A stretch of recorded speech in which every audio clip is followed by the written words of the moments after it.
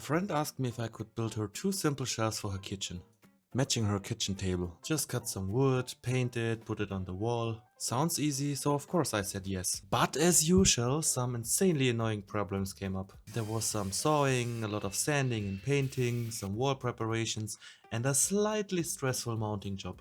But the result was absolutely worth it. And this is how I built them. The boards are 3 cm thick Douglas fir and were cut to 1.4 meters to match the length of the kitchen table. They are approximately 30 centimeters deep.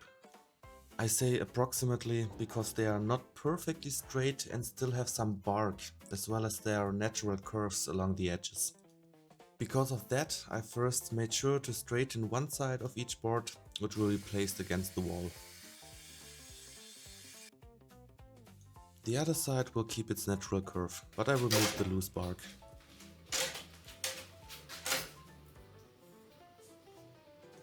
Unfortunately, just removing the bark was not enough, because there were still spots like this where I had to remove more material. For this I used an angle grinder with this rasp disc.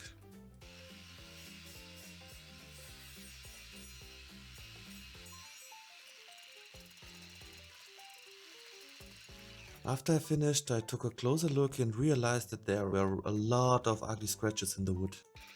So I kept rasping more carefully, used a finer disc and also used my orbital sander to make it look as natural as possible again. And then after I was pleased with the result, I sanded both boards on every side to smooth the surfaces and round the corners. There were also some spots directly on the wood that I had to fix, but it all worked out.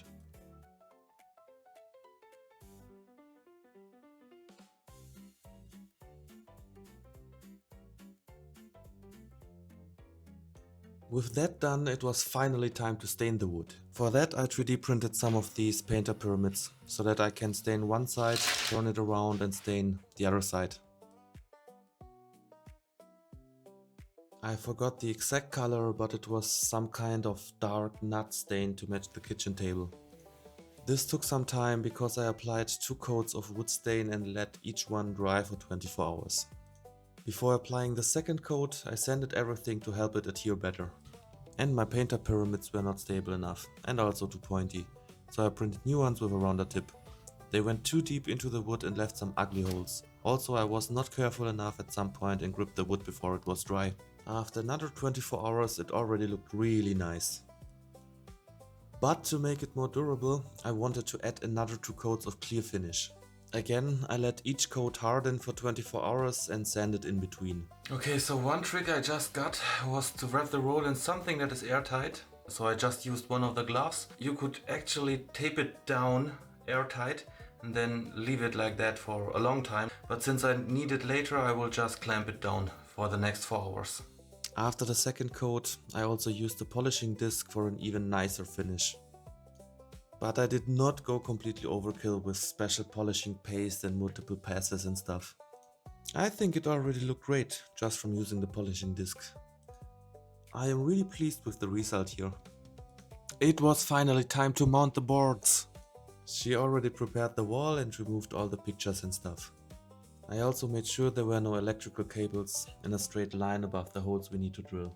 She decided on 4 of these simple black brackets made from metal, which also have a hook each for additional stuff. They also came with their own wall anchors and oh boy, they were trash. A pure disaster, but more about them in a moment. So we determined the positions of the boards and then I used the Bosch laser tool to create a straight level line. I marked the holes of the brackets and then it was time to drill the holes.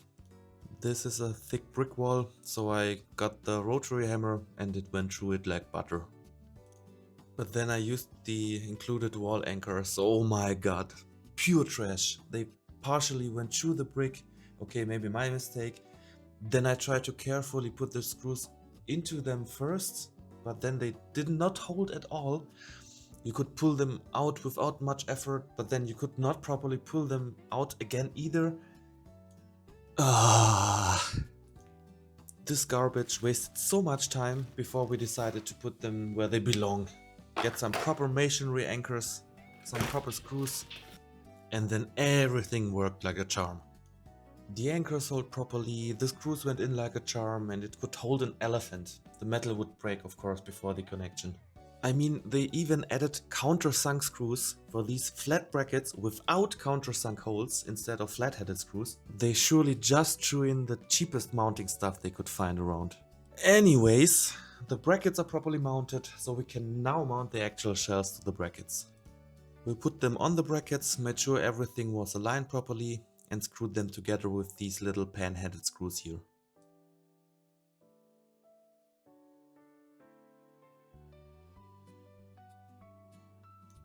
At this point we could put away all the tools and clean everything up, especially all of the dust from drilling that went into every gap. I think the results were worth the effort. It looks really nice.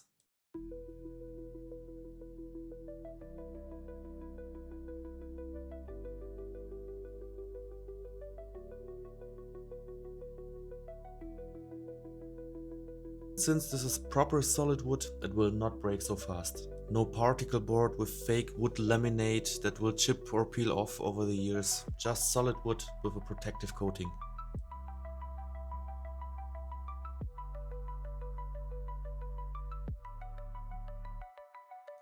The brackets could be better, but they will do their job.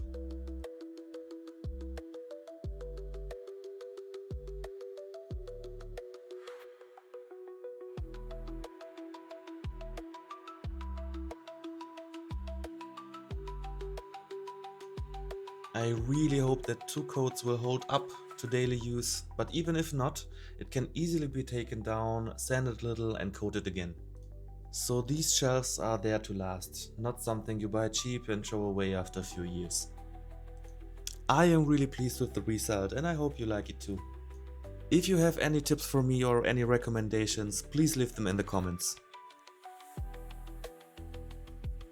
Thanks for watching and see you next time!